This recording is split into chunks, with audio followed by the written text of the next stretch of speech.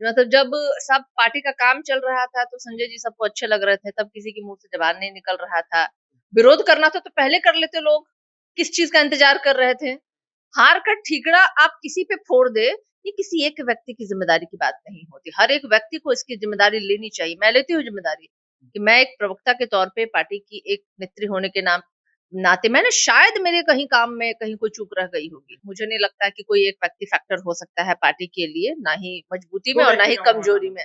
दो भी व्यक्ति नहीं हो सकते हैं। ये तो एक कलेक्टिव ग्रुप और एक संगठन जो है तो होता है, बहुत बड़ा फैमिली होता है। इसलिए ये जो भी बुनियाद मुझे नहीं लगता इन आरोपों में कोई बुनियाद भी है। मैं इसे बेबुनियाद मानती हूँ और मुझे लगता है जिम्मेदारी हर एक व्यक्ति जो प्रश्न पूछ रहा है उसकी भी जिम्मेदारी उतनी ही बनती है। अपने कॉन्स्टिट्यूएंसी के प्रति, अपने लोगों के प्रति भी उनकी जिम्मेदारी बनती है। और जिनसे आप प्रश्न पूछ रहे हैं, जो संगठन में किसी भी पद पे अगर है, उनकी भी जिम्मेदारी उतनी ही। देखिए, ये बिहार का जो चुनाव जो है ना, ये एक अलग तरह का चुनाव हुआ है इस बार। ये इलेक्टिव चुनाव कम, सिलेक्टिव चुनाव ज्यादा हुआ है। और इसमें सबसे बड़ा सहयोग जो है इलेक्शन कमीशन ऑफ इंडिया कर रहा है। ज्ञानेश कुमार गुप्ता जी के इतने गुप्त डिसीजन हुए, नाम काटे। हमने पूछे किनके नाम कटे, सूची दीजिए। नहीं दूंगा, माता और बहनों की रिवील की जाती है क्या? नाम जोड़े, हमने बोला दीजिए भाई सूची। कैसे देंगे भाई, माता और बहनों की बात है। और जो नाम काटे, जो नाम जोड़े, अंतर उन्हीं में है। सारा खेला छुपा हुआ है। जरूरी है हार के बाद समीक्षा होनी चाहिए। जीत की गुमान में लोग रह जाते हैं, लेकिन हारते हैं तो समीक्षा करते हैं। मैंने भी आत्म समीक्षा। Moral code of conduct Bihar में लागू था, उस दौरान जो है 10,000 रुपए नीतीश सरकार ने जो दिया महिलाओं को, वो कहीं ना कहीं एक फैक्टर था। एक ब्राइब के रूप में सरकार ने दिया। 20 सालों में दे नहीं पाए, लेकिन उनको दिया। और उसी बीच उन्होंने ये भी कह दिया कि वो पैसे अब लौटाने नहीं है। दूसरी बात है, हमारे नेता जो है बड़े अजीब मुद्दों को लेकर के जनता के बीच में थे। वो कहते थे कि हम पलायन नहीं होने देंगे। वो कहते थे हम अपराधियों को बंद कर देंगे 20 दिनों में। वो कह रहे थे हम बिहार वासियों के हर घर में नौकरी देंगे। अब जो लेकिन मोदी जी आए बिहार तो वो उसना चावल दे कर गए ना। तो वही तो हम आ रहे थे, ये हमारे मुद्दे थे। हाँ। ठीक है, जो मैंने आपको बताया। अब उनके मुद्दे क्या थे? बिहार के वासियों अरवा चावल पचा नहीं पाते हैं। इन्होंने कहा अरवा चावल से पेट खराब हो जाता है, तो मैंने उनको उसना चावल दिया है। अब अगली बार क्या कहेंगे? बिहार वासियों, इनको उसना चावल नहीं पचा, अब इनको गोबर खाना चाहिए। गुजरात में बड़का बड़का फैक्ट्रियां खोले हैं, हमारे बेटा लोग वहां पे पीटेगा, ठठेरा गिरी करेगा कि मजदूरवा यहीं से हम लेके जाएंगे। लेके गए वो। लेकिन मोदी जी तो अरे सुनिए ना, उपलब्धियां अभी आधे कितनी बड़ी बड़ी उपलब्धियों पे जीते हैं वो, उसपे तो देख लीजिए आप। मोदी जी के मुद्दे क्या थे? बुरखा, 6 गोली, सीना पे कट्टा। हमारे मुद्दे क्या थे? रोजगार, स्वास्थ्य, शिक्षा। तो भाई, अब आप आत्ममंथन अब बिहार की जनता करे कि कौन जीता कौन हारा। 2025 बिहार विधानसभा के चुनाव परिणाम, आरजेडी को करारी हार और एक तरफ कहें तो चिराग पासवान, ऐसे में दलित चेहरे माने जाते हैं चिराग पासवान। उनके 19 विधायक जीत के आए हैं, 5 सांसद भी जीत के आए थे। लोकसभा में उनका 100 का स्ट्राइक रेट रहा है। हमारे साथ बातचीत करने के लिए राजद प्रदेश प्रवक्ता सारिका जी है।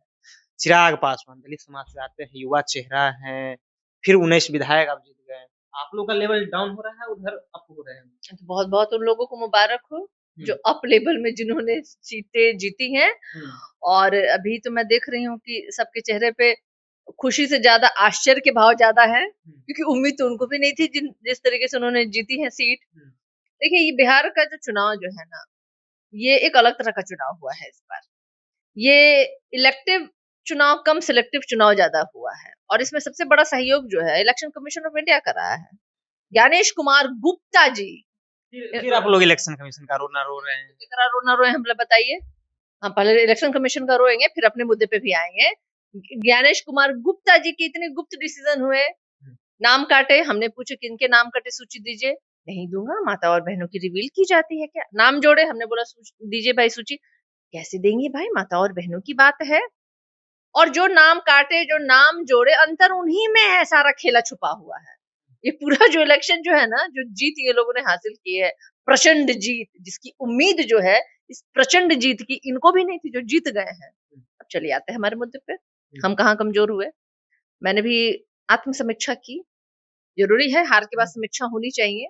जीत की गुमान में लोग रह जाते हैं, लेकिन हारते हैं तो समीक्षा करते हैं। मैंने भी आत्म समीक्षा की। मैंने कई बिंदुओं पे मैंने पाया पहला तो मुझे लगा कि moral code of conduct Bihar में लागू था, उस दौरान जो है 10,000 रुपए नीतीश सरकार ने जो दिया महिलाओं को, वो कहीं न कहीं एक फैक्टर था। एक ब्राइब के रूप में सरकार ने दिया, 20 सालों में दे नहीं पाए लेकिन उनको दिया, और उसी बीच उन्होंने ये भी कह दिया कि वो पैसे अब लौटाने नहीं हैं।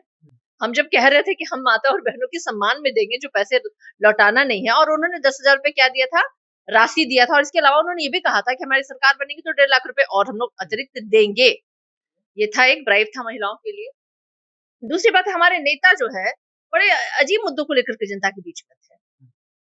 वो कहते थे कि हम पलायन नहीं होने देंगे, वो कहते थे हम अपराधियों को बंद कर देंगे 20 दिनों में, वो कह रहे थे हम बिहार वासियों के हर घर में नौकरी देंगे। अब जो लेकिन मोदी जी आए बिहार तो वो उसना चावल देकर गए ना, तो वही तो हम आ रहे थे, ये हमारे मुद्दे थे, हाँ। ठीक है, जो मैंने आपको बताया। अब उनके मुद्दे क्या थे? बिहार के वासियों अरवा चावल पचा नहीं पाते हैं, इन्होंने कहा अरवा चावल से पेट खराब हो जाता है, तो मैंने उनको उसना चावल दिया है। अब अगली बार क्या कहेंगे? बिहार वासियों, इनको उसना चावल नहीं पचा, अब इनको गोबर खाना चाहिए, ठीक है, ये इनका सेकंड लाइन होगा, ठीक है। इन्होंने कहा नौकरी मांगोगे तो डंटे पड़ेंगे। बिहार में बताओ, हम मतलब गुजरात में बड़का बड़का फैक्ट्रियां खोले हैं, हमारे बेटा लोग वहां पे पीटेगा, ठठेरा गिरी करेगा कि मजदूरवा यहीं से हम लेके जाएंगे। लेके गए वो, लेकिन मोदी जी तो अरे सुनिए ना, उपलब्धियां अभी याद है, कितनी बड़ी बड़ी उपलब्धियों पे जीते हैं वो, उसमें तो देख लीजिए आप। वहां ट्रेन में, बस में ठुसा ठुसा के, बाथरूम में, लेटरिन में, कहाँ कहाँ बैठ के बेचारा सब हमारा भाई लोग आया। कोरोना काल में याद है ना, पैदले आया था, पैदले आया था, चलते हुए आधा रास्ता में बिला गया था, मर मरा गया था।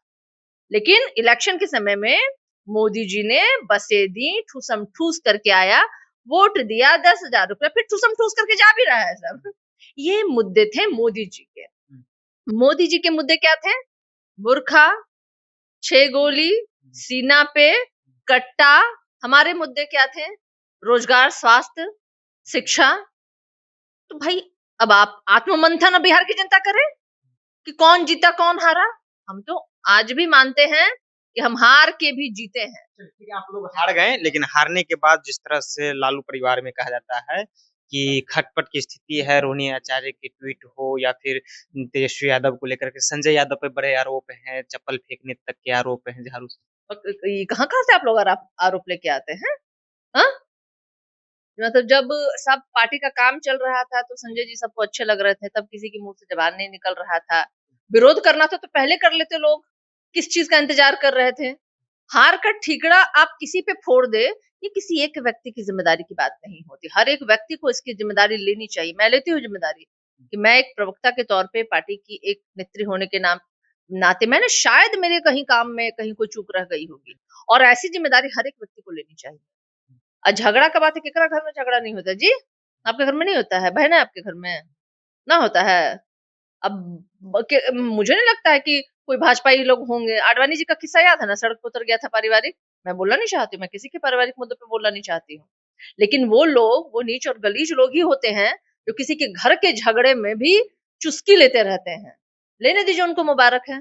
लेकिन जो जैसा हाल तेरा वैसा हाल मेरा, सबका होता है। पारिवारिक जो है ना, कोई नहीं कह सकता लेकिन है। कहा ये गया ना कि जब चुनाव हार गए तब हार की समीक्षा के लिए हम लोग बातचीत कर रहे, तो संजय यादव के खिलाफ अगर कोई बोलते हैं राजद में, संजय यादव के खिलाफ अगर कोई बोलते हैं तो उनको परिवार से निकाल जाता है, पार्टी से निकाल दिया जाता है। तेज प्रताप के उदाहरण देकर ये सब मुझे जानकारी नहीं है, और मुझे नहीं लगता कि कोई एक व्यक्ति फैक्टर हो सकता है पार्टी के लिए, ना ही मजबूती में और ना ही कमजोरी में। दो भी व्यक्ति नहीं हो सकते हैं। ये तो एक कलेक्टिव ग्रुप और एक संगठन जो है तो होता है, बहुत बड़ा फैमिली होता है। इसलिए ये जो भी बुनियाद मुझे नहीं लगता इन आरोपों में कोई बुनियाद भी है। मैं इसे बेबुनियाद मानती हूँ, और मुझे लगता है जिम्मेदारी हर एक व्यक्ति जो प्रश्न पूछ रहा है उसकी भी जिम्मेदारी उतनी ही बनती है। अपने कॉन्स्टिट्यूएंसी के प्रति, अपने लोगों के प्रति भी उनकी जिम्मेदारी बनती है, और जिनसे आप प्रश्न पूछ रहे हैं, जो संगठन में किसी भी पद पे अगर है, उनकी भी जिम्मेदारी उतनी ही बनती है। तो अब अगर हम और आप एक दूसरे को माथा फोड़ना शुरू कर दे तो इससे तो नहीं होगा, ये सब चीजें नहीं होगा। और ये वहां पे क्या हुआ नहीं हुआ, ये ना हम जानते हैं ना आप जानते हैं। जब हम और आप जन्मे नहीं करते, इसमें हम बात कहाँ ना करें भाई, सिर्फ प्रॉबल कहाँ ना करें। जब हम जानते ही नहीं है तो इस पे बात ही करना गुनाह है। ऐसे में संजय यादव पे आरोप लगे थे और आरोप के बाद जो है अब क्या आगे प्रतिक्रिया आता है वो इंतजार रहेगा, लेकिन तमाम लोगों से हम बातचीत कर रहे थे। राजद के कई नेताओं से हमने बातचीत की है संजय यादव को लेकर के, उनका भी प्रतिक्रिया अलग-अलग आ रहा है। फिलहाल आपकी क्या प्रतिक्रिया है? अपनी प्रतिक्रिया नीचे कमेंट बॉक्स में रखिएगा। आप देख रहे थे जनता तक से, बहुत-बहुत धन्यवाद।